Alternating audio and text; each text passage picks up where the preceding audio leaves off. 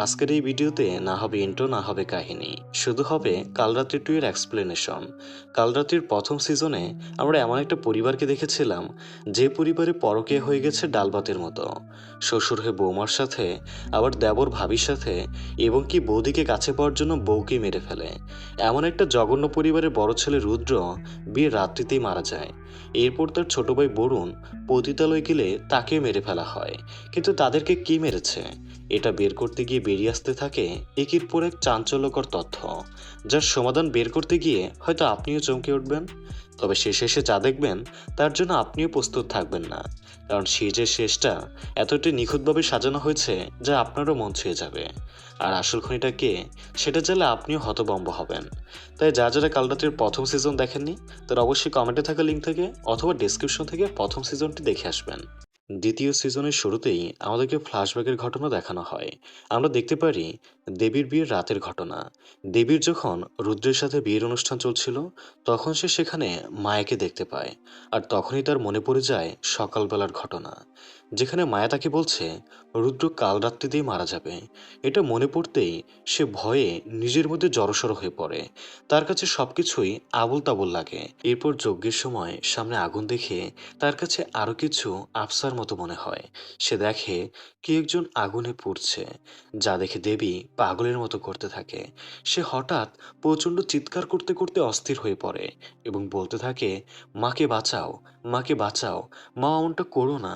এই বলে সে কাঁদতে থাকে, যা দেখে চারপাশের সবাই অনেক অবাক হয়। এরপর সিন বর্তমানে আসলে আমরা দেখতে পাই সার্থকী আর ইমন রায়বর্মন বাড়ির কাজের মেয়ে তানিকে জিজ্ঞাসাবাদ করছে, এবং তানি তখন দেবীর বিয়ের রাতের ওই পাগলামির ঘটনাটা জানায়। তখন ইমন জিজ্ঞাসা করে, তবু অমন অসুস্থ মেয়ের সাথে তারা কেন রুদ্রের বিয়েটা দিল? তখন তানি জানায়, বিয়েটা তো দিয়েছিল রুদ্র রায় বর্মনের ফাঁড়া কাটানোর জন্য, কিন্তু তা তো আর হলো না। ফাঁড়া কাটাতে গিয়ে তার জীবনটাই শেষ হয়ে গেল।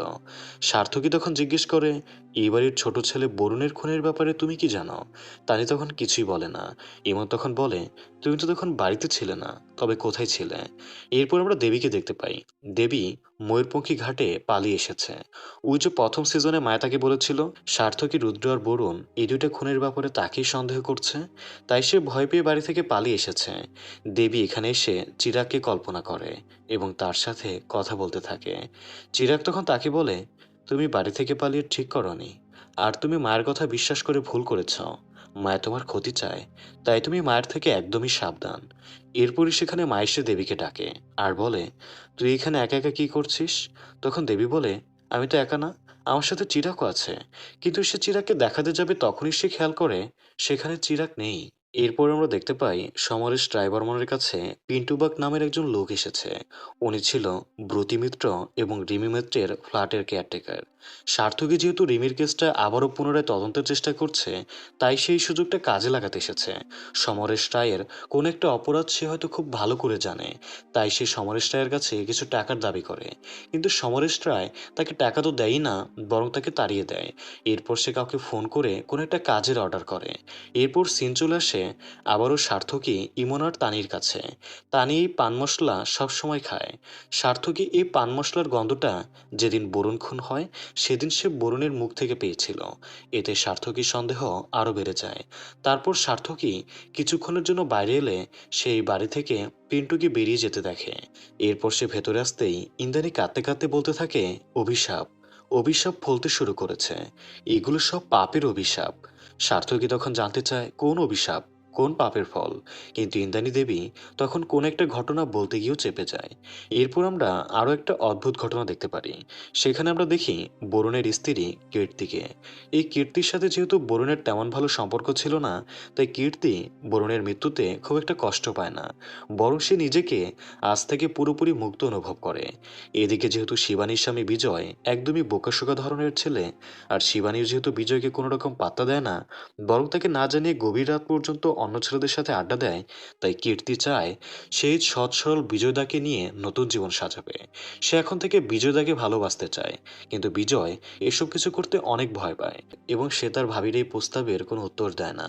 এরপর আমরা শিবানীকে দেখতে পারি। সে একটা হোটেল রুমে টিটু নায়ক নামের একটা ছেলের সাথে সময় কাটাচ্ছে। শিবানী এতটাই ভয়ঙ্কর চরিত্রের মেয়ে ছিল, সে শুধুমাত্র চাহিদা মেটানোর জন্য এমনটা করত। টিটু নায়ক তাকে ভালোবাসার কথা বলে সে বলে, তুমি ভুলে যেও না, তুমি আমার বাবার ভাড়া করা গুন্ডা, আর আমি রায়বর্মন বাড়ির মেয়ে, তাই ব্রাহ্মণ হয়ে চাঁদে হাত দেওয়ার স্বপ্ন দেখো না। এই বলে সে সেখান থেকে চলে যায়। এদিকে মায়াদেবীকে নৌকায় লুকিয়ে থাকতে বলে খাবার আনতে চলে আসে। সিন আবারও রায়বর্মন বাড়িতে ফিরে আসে। স্নেহা এসে সকলকে জানায় দেবী বাড়িতে নেই। এতে সবাই অনেক চমকে যায়। এদিকে আমরা দেখি টাকা না পেয়ে পিন্টুবাগ রাগে গজগজ করে নেশা করতে থাকে। তখনই সেখানে টিটু নায়ক আসে। আর কিছুক্ষণ গল্প করার পর টিটু নায়ক তার গামছাটা পিন্টুর গলায় পেঁচিয়ে তাকে মেরে ফেলে। এদিকে সার্থকী থানায় এসে আবারও অজিতেশকে জিজ্ঞাসাবাদ করে, কিন্তু অজিতেশ তখন কোনো কিছুই বলতে চায় না। সার্থকী তখন বলে, সকল প্রমাণ তো তোমার বিপক্ষে, আর এই সময় তোমাকে বাঁচাতে পারবে একমাত্র এই সার্থকী, তাই আমার কাছে সত্যি বলো। অজিতেশ তখন বাধ্য হয়ে বলে, দেবী যখন প্রথমবার তার মা আর দিদির হাত ধরে রায়বন বাড়িতে পা রেখেছিল, তখন দেবীর বয়স ছিল 7 কিংবা 8 বছর। দেবীর বাবা ছিল সমরেশ রায়বর্মনের কাছের বন্ধু। তাই দেবীর বাবা মা মারা যাওয়ার পর সমরেশ দেবীর মা, দেবীর বোন এবং দেবীকেও এই বাড়িতে আশ্রয় দেয়। আর বর্তমানে যাদেরকে দেবীর বাবা মার পরিচয় দেওয়া হচ্ছে, তারা হচ্ছে সমরেশ রায়ের পলাশপুর বাড়ির কেয়ারটেকার নিতা ও সচিন। এরপর অজিতেশ জানায়, দেবীর বাবা সুসাইড করে মারা গিয়েছিল। পরবর্তীতে দেবীর দিদি, এমনকি তার মাও সুসাইড করে মারা গিয়েছে। কিন্তু এই 3টা সুসাইড কেন তারা করেছে সেটা সে জানায় না।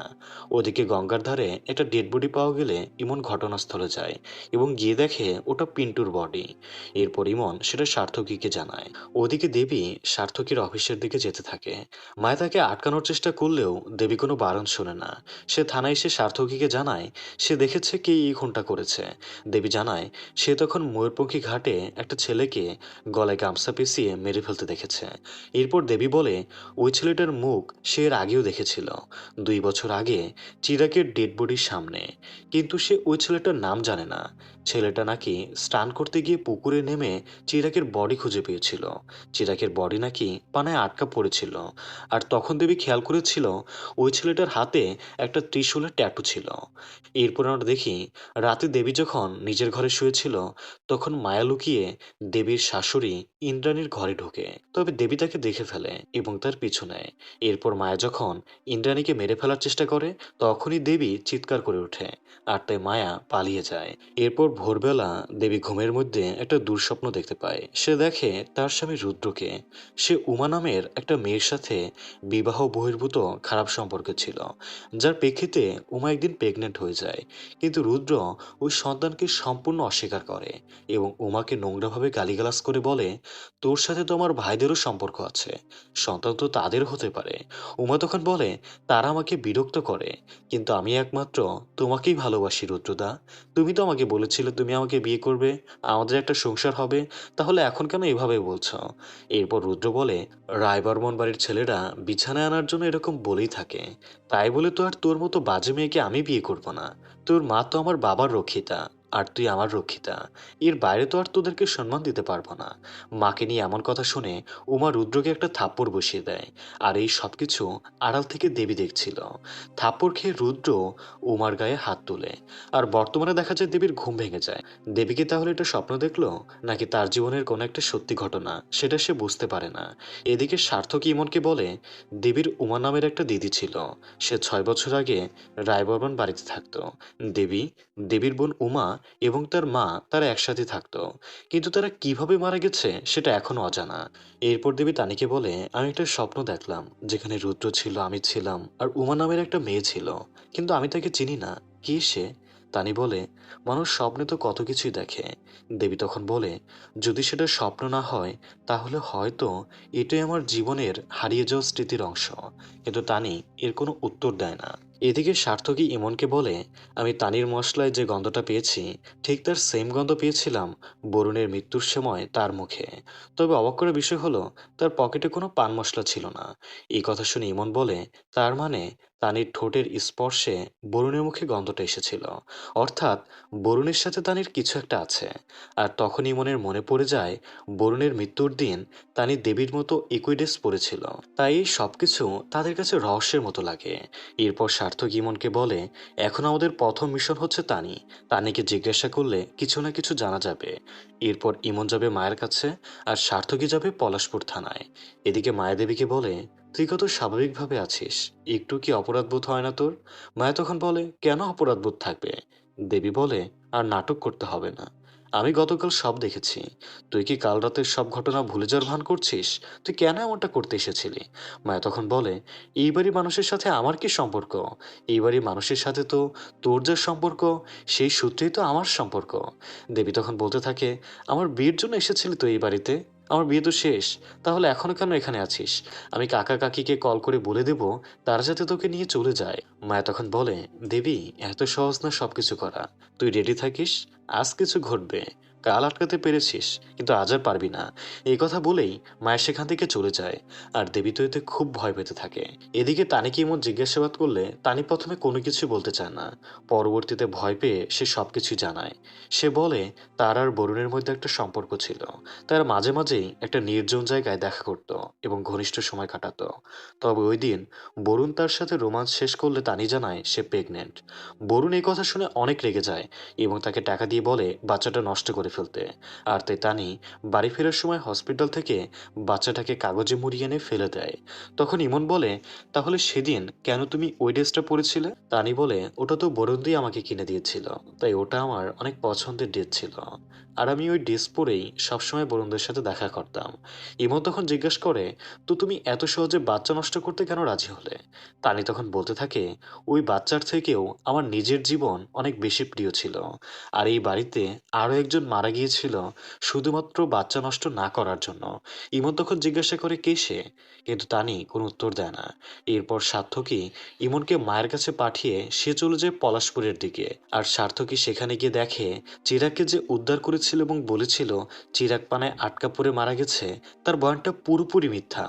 আর তখনই ফ্ল্যাশব্যাকে দেখা যায় পিন্টুকে যে উদ্ধার করেছিল সেই মূলত পানির নিচে গলা চেপে চিরাগকে খুন করেছিল। এরপর সার্থকীকে দেখা যায় বক্সির সাথে। বক্সিকে সার্থকী বলে, আমি সার্থকী সান্যাল, আর 10 বছর আগে এখানকার এসপি ছিলেন আমার বাবা অনিন্দ্য সান্যাল। আপনার সাথে আমার কিছু কথা বলার ছিল, আমি কি ভেতরে যেতে পারি? বক্সি বলে, হ্যাঁ, ভেতরে চলো। এদিকে সমরেশকে উকিল এসে জানায়, আপনার ছেলের জামিন করিয়ে আনার পেছনে আমার কোনো অবদান নেই, কোর্টে পুলিশ কিছুই বলেনি, তাই আপনা আপনি ছেড়ে দিয়েছে। আর তাই সমরেশ উকিল চলে যাওয়ার পর সে তার ছেলেকে জিজ্ঞেস করে পুলিশকে সে কতটা বলেছে এবং কি বলেছে, তাদের সাথে কি তার কোনো ডিল হয়েছে যে তারা তাকে হেল্প করলো। অজিতেশ তখন তার বাবাকে বলে যে বেশি কিছু বলেনি, এতটুকুই বলেছে যে দেবীর আসল মা বাবা এরা নয়, আর দেবী 6 বছর আগে তাদের বাড়িতে থাকতো। এই কথা শুনে তো সমরেশ রেগে যায় আর বলে, এত বড় সাহস সার্থকীর যে আমার ছেলেকে ভয় দেখিয়ে কথা বের করেছে, আর সহ্য করা যাবে না, তার একটা ব্যবস্থা করতেই হবে। এদিকে সার্থকী বক্সিকে বলে, আপনাদের কেয়ারটেকার মারা গেছে, আর যে তাকে খুন করেছে তার হাতে ত্রিশূলের ট্যাটু ছিল। বক্সি তখন সার্থকীকে জানায় 10 বছর আগেও সে রিমি মিত্রের খুনের পর সিঁড়িতে তার সাথে একজনের ধাক্কা লাগে, তার হাতেও সেম ট্যাটু ছিল। এরপর ফ্ল্যাশব্যাকে দেখা যায় রিমির বাড়িতে সেই কিলার ডেলিভারি বয় হয়ে এসেছে এবং জানায় তার একটা অর্ডার আছে। তখন রিমি জানায় সে তো কোনো অর্ডার করেনি। এরপর রিমি অর্ডার কে করেছে সেটা কনফার্ম করতে ভেতরে এসে একজনকে কল করে। আর তখনই টিটু নায়ক ঘরের ভেতরে আসে। এরপর সে রিমিকে খুন করে পালিয়ে যায়। আর পালানোর সময়ই ধাক্কা লাগে বক্সির সাথে। এরপর সার্থকী বক্সিকে বলে, আমার বাবা তো এই মার্ডার কেস নিয়ে কাজ করেছিল, আপনি কি তাহলে ওনাকে জানাননি এই লোকটির বিষয়ে? বক্সি তখন বলে, সে জানাতে পারেনি, তবে তোমার বাবা সব জানতে পেরেছিল। সার্থকী তখন বলে, আপনি সেটা কিভাবে জানলেন যে উনি জানতে পেরেছিল? বক্সি তখন বলে, অনিন্দের অ্যাক্সিডেন্টের দিন তার সাথে আমার দেখা হয়েছিল। তখন সার্থকী জানতে চায় কোথায়। তখন বক্সি জানায় সমরেশ রায়বর্মনের বাড়ির সামনে। আর এখানেই সিন কাট করা হয় আর দেখানো হয় শিবানীকে। সে আজও নিজেকে প্রস্তুত করে যাচ্ছে হোটেলের উদ্দেশ্যে, হয়তো আজকেও সে কুকর্মে লিপ্ত হবে। তার স্বামী বিজয় কোথায় যাচ্ছে সেটা জিজ্ঞাসা করতেই সে তার স্বামীকে কাপুরুষ বলে চলে যায়। বিজয়ীতে অপমান বোধ করলেও সে তখন কিছুই বলে না। এরপর অজিতেশ রুমে প্রবেশ করেই রায় রায়কে জিজ্ঞেস করে, আচ্ছা বিছানার নিচে রক্তমাখা প্যান্ট আর অফিসের চেম্বারে অ্যাপ্রনটা কে রাখলো? রায় তখন বলে, তুমি কি আমাকে সন্দেহ করছো? আর তোমাকে খুনি প্রমাণ করে আমার লাভ কি? অজিতেশ বলে, লাভ তো আছেই, আমরা কেউ না থাকলে সব তো তোমার। রায় এই কথা শুনে বলতে থাকে, তোমার মতো ব্যক্তিত্বহীন পুরুষের কাছে এমন কথা শুনতেই হবে। যাই হোক, আমার এত বেকার সময় নেই যে আমি এগুলো করব। এছাড়াও আমার অনেক উপায় আছে, চাইলে আমি সেটাও করতে পারি। বুঝতে পারলে? এদিকে স্নেহাকে দেবী বলে, আচ্ছা আমি একটা স্বপ্ন দেখেছি, যেখানে উমা ছিল, রুদ্র ছিল, আমি ছিলাম। স্নেহা বলে, এটা স্বপ্ন নয়, বরং এটা তোমার ভুলে যাওয়া স্মৃতির অংশ।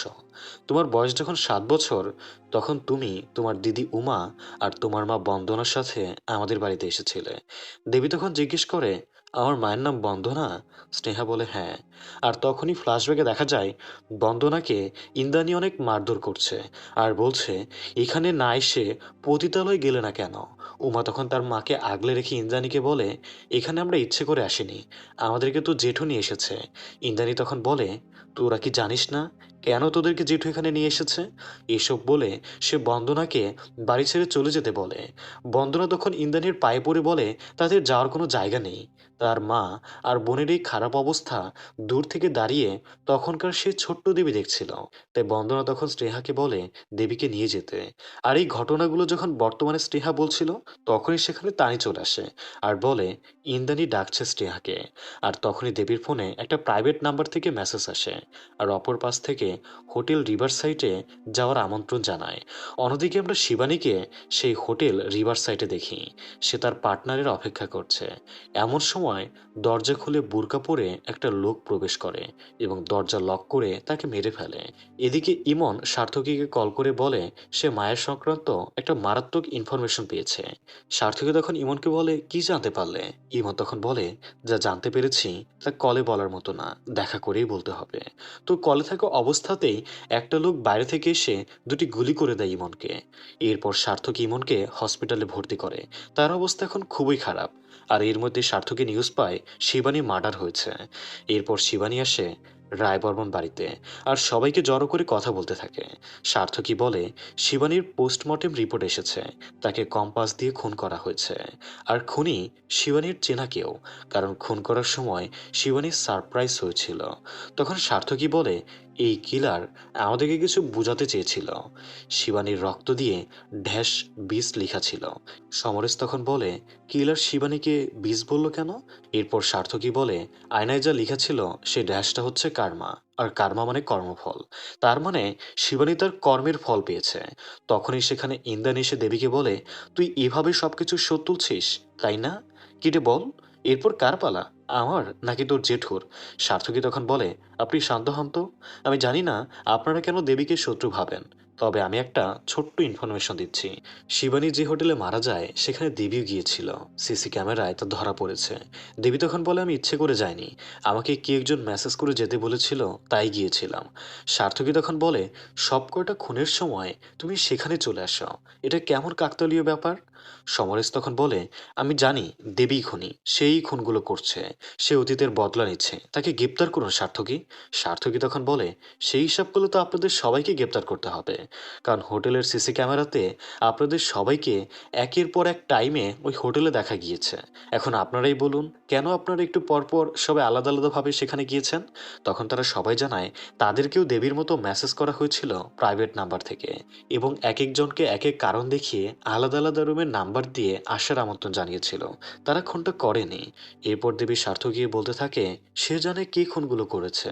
এরপর সে বলে, এগুলো মায়া করেছে।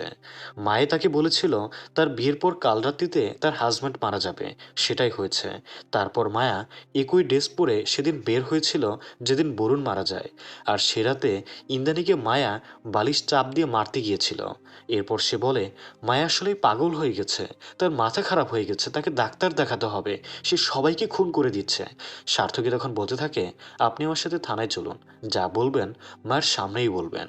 এরপর সার্থকী সমরেশবাবুকে বলে, এমন মারা যায়নি, সে আমাকে বলেছে তাকে যে গুলি করেছে তার হাতেও ত্রিশূলের ট্যাটু ছিল। আর একটা মাত্র জটকা খুলতে পারলেই আপনার সাথে আমার আবার দেখা হবে। ইমনের প্রতিটি রক্তের ফোঁটার বদলা আমি নেব। এই বলে সে চলে যায়। মাঝপথে সার্থকের কাছে কল আসে তার সিনিয়রের। সে তখন তাকে তাড়াতাড়ি দেখা করতে বলে। এরপর সে সেখানে আসলে দেখে সেখানে বক্সিকে ধরে আনা হয়েছে। বক্সিকে দেখেই সে অনেক অবাক হয়, কারণ এই বক্সি তাকে সেদিনের সে চরম সত্যি ঘটনাটা জানিয়ে দিয়েছিল। রিমি খুন হওয়ার পরের দিন প্রবল সহ সিনিয়র অফিসার বক্সিকে তার ছাত্রীর সঙ্গে অবৈধ সম্পর্কের মিথ্যা অভিযোগ দায়ের করার চেষ্টা করতে থাকে এবং বলে সে যদি তাদের কথা মতো কাজ না করে তাহলে তারা সবার কাছে তার ছাত্রীর সাথে কুকর্মের কথা জানিয়ে দেবে। আর তাই বক্সি নিজের মানসম্মান বাঁচাতে সে অনিন্দের কাছে মিথ্যা সাক্ষী দেয়। সে অনিন্দকে জানায় রিমিকে তার স্বামী ব্রতী মেরেছে, আর সেটা সে তার সামনে দেখেছে। আর এই সব কিছু করতে বাধ্য করেছে সমরেশ। আর আজও সমরেশের কথায় অফিসার সার্থকীকে থ্রেট দেয়, কিন্তু সার্থকী তার এই থ্রেটকে একটু পাত্তা না দিয়ে সেখান থেকে চলে যায়। আর বাইরে এসে দেখে দেবী গাড়িতে নেই। ওদিকে অজিতেশের হসপিটালে সে বোরকা পরা কিলার আসে, যাকে দেখে অজিতেশ বলে তুমি এখানে। এরপর বোরকা পরা কিলারটা অজিতেশকে খুন করে ফেলে। এরপরই দেখা যায় দেবী ফিরে এসেছে। সে নাকি হসপিটালে গিয়েছিল, তা আবার অজিতেশদের হসপিটালে। যাই হোক, এরপর সার্থকী থানায় মায়ের মা বাবা এবং মায়েকে নিয়ে এসেছে, কারণ দেবী দাবি করেছে মায়েই খুনগুলো করেছে। থানায় এসে দেবী মায়াকে দেখে বলে এটা তো মায়া না, আমি আমার বেস্ট ফ্রেন্ড মায়ের কথা বলেছি। তো এখানে আমরা দেখতে পারি দেবী যাকে মায়া ডাকে সেই মায়া আর এই মায়া দুজনেই আলাদা মানুষ। দেবী তখন বারবার বলছিল এই মায়া আমার বেস্ট ফ্রেন্ড নয়। মায়া তখন বলে কী সব বলছিস, আমাদের ফ্রেন্ড সার্কেলের মধ্যে তো মায়ের নামে একমাত্র আমিই আছি, আমি তো আর কোনো মায়াকে চিনি না। দেবী তখন পাগলের মতো মায়ের মা বাবাকে বলে তোমাদের মেয়ে কোথায়। মায়ের মা বলে কি বলছিস তুই, ঠিক আছিস তো, এটাই তো আমাদের মেয়ে মায়া। দেবী তখন বলে সার্থকী এটা সেই মায়া নয়, এরা সবাই মিথ্যা বলছে, এরা সবাই মায়াকে নিয়ে মিথ্যাচার করছে। সার্থকী তখন বলে দেবী আপনি শান্ত হন, প্লিজ বসুন। এরপর দেবী সার্থকীকে বলে ওই যে আমার বন্ধু মায়া আসছে, তবে এই মায়াকে শুধু দেবী দেখতে পায়, আর কেউই দেবীর বলা মায়াকে দেখতে পায় না, কারণ এই মায়া নামের সত্তাটির বাস্তবে কোনো অস্তিত্ব নেই। এরপর দেবী সেখানে সে একবার মায়া হয়ে কথা বলে এবং আরেকবার সে দেবী হয়ে কথা বলে। এই সবটা থানার সবাই দূর থেকে লক্ষ্য করে।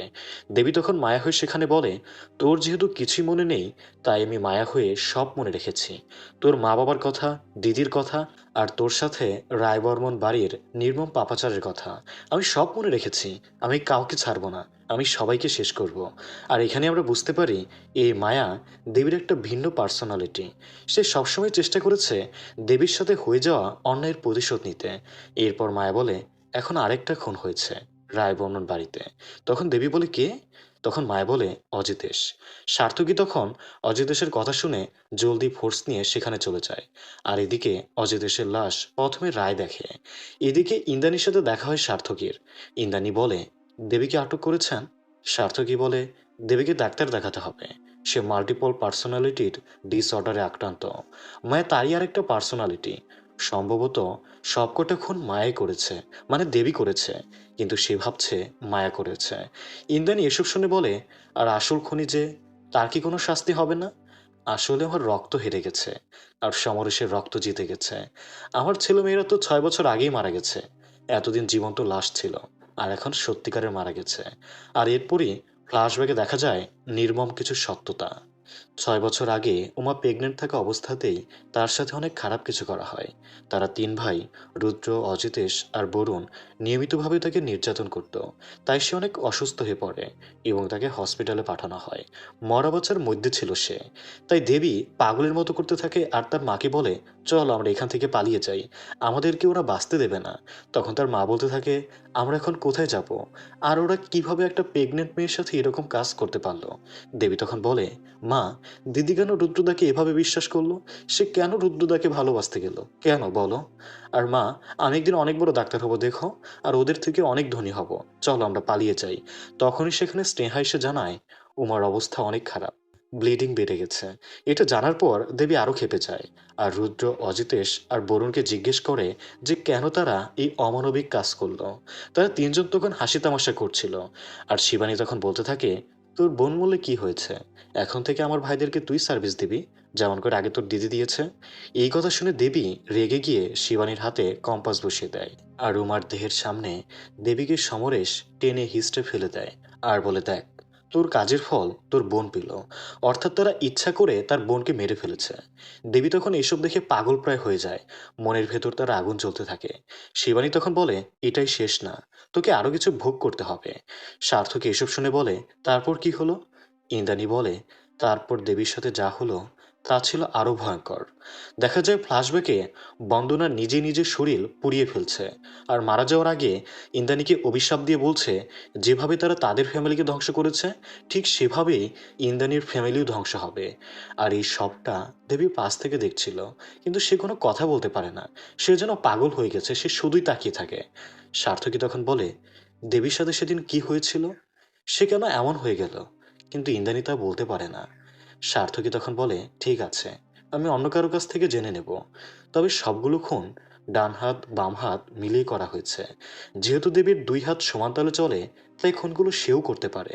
কিন্তু আপনি কি জানেন আর কে আছে যার দুই হাত সমানভাবে চলে, যে এই খুনগুলো করতে পারে?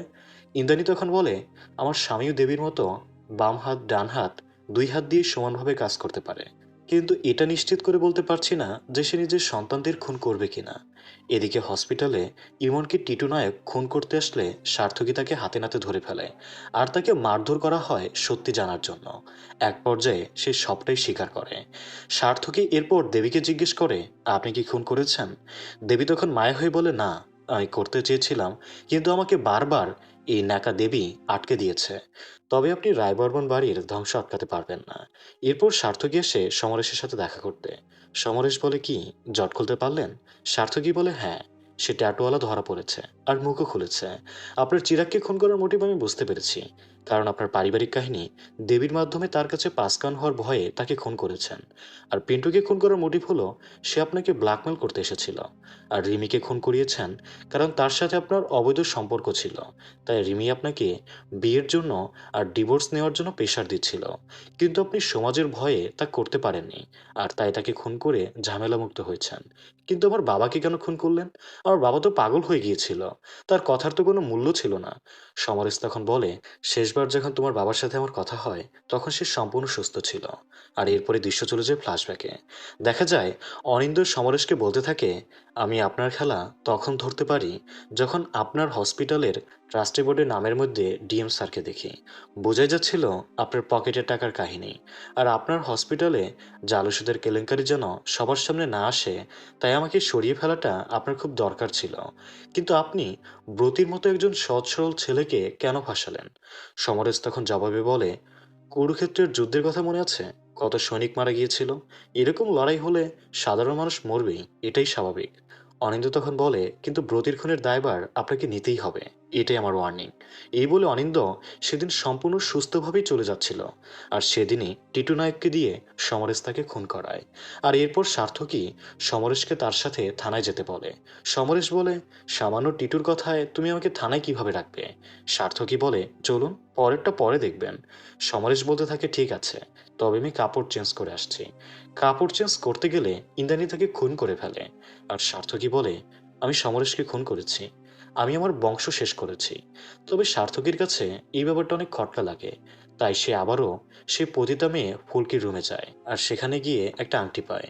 এরপর সে ইনভেস্টিগেশনের জন্য ডাক দেয় বিজয়কে। আর বিজয়ের হাতে সার্থকী পরপর দুটি জিনিস ছুঁড়ে মারে। বিজয় তখন দুইটা জিনিস দুই হাত দিয়ে গ্যাস ধরে। এটা দেখে সার্থকী বলে, তার মানে তুমি বাম হাত আর ডান হাত দুইটা দিয়ে সমানভাবে কাজ করতে পারো। তাহলে তুমি 4টা খুন করেছ?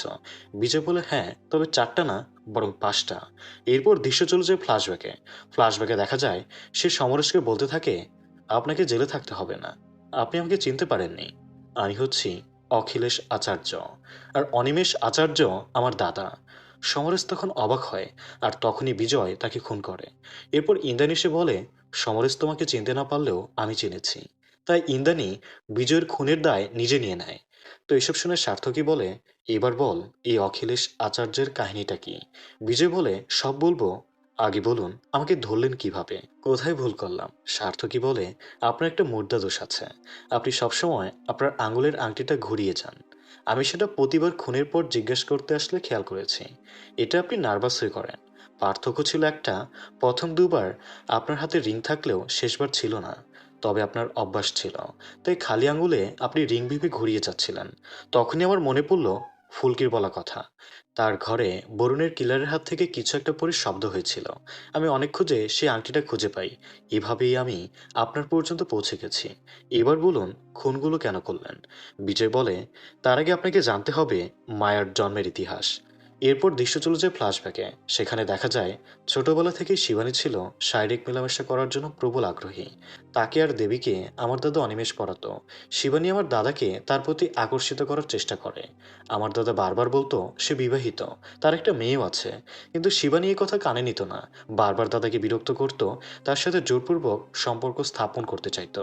এরপর একদিন শিবানীর হাতে কম্পাস বসিয়ে দেয় দেবী। তাই তার দাদারা আর সে মিলে একটা জঘন্য কাজের পরিকল্পনা করে। শিবানী আর তার দাদারা আমার দাদা আর দেবীর মধ্যে মিথ্যা অবৈধ সম্পর্কের গল্প বানায়। সেদিন ইন্দ্রাণী বাড়ি ছিল না, আর সেই সুযোগে তারা 4 ভাই বোন মিলে এই জঘন্য খেলায় মেতে ওঠে। জোর করে আমার দাদার দেবীকে উলঙ্গ করে একটা রুমে ঢুকিয়ে দেয়, আর পরে দেবীর সাথে তারা 3 ভাই অনেক খারাপ কিছু করে। এর কিছুক্ষণ পরই সমরেশ বাড়ি এসে দেবী আর অনিমেষকে কাপড় ছাড়া দেখে। এরপর তারা অনিমেষের স্ত্রী সন্তানকে ডেকে আনে আর জানায় তারা নাকি অবৈধ কাজ করছিল, তাই তাদেরকে আটক করে রেখেছে। স্বামীর এমন চরিত্রহীনার গল্প শুনে বাড়ি ফিরে অনিমেষের স্ত্রী এবং মেয়ে আত্মহত্যা করে। এরপর অনিমেষকে একটা ধুতি দেয় সমরেশ, আর সেটা দিয়ে সেও আত্মহরণ করে নেয়। দেবী মানসিক যন্ত্রণা সহ্য করতে না পেরে জন্ম দেয় মায়ার। আর সে তখন তার সমস্ত স্মৃতি ভুলে যায়, যা আবার মায়া মনে রাখে।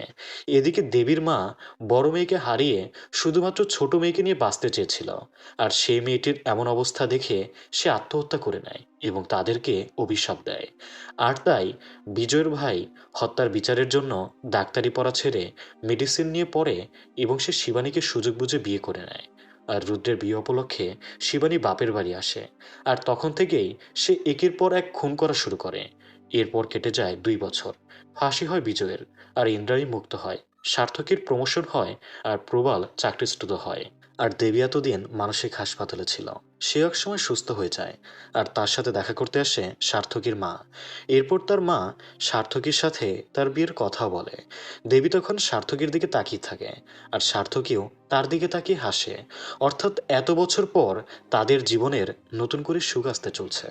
আর এজন্যই তারা দুজনেই অনেক বেশি খুশি। আর এর মধ্য দিয়েই গল্পটা এখানেই শেষ হয়ে যায়। তো এই ছিল আমাদের আজকের এই গল্প। গল্পটা আপনার কাছে কেমন লেগেছে সেটা অবশ্যই কমেন্ট করে জানাবেন। যদি এতটুকু ভালো লেগে থাকে তাহলে অবশ্যই একটি লাইক করে দেবেন। তো বিদায় নিচ্ছি এখানেই। ভালো থাকবেন, সুস্থ থাকবেন। আল্লাহ হাফেজ।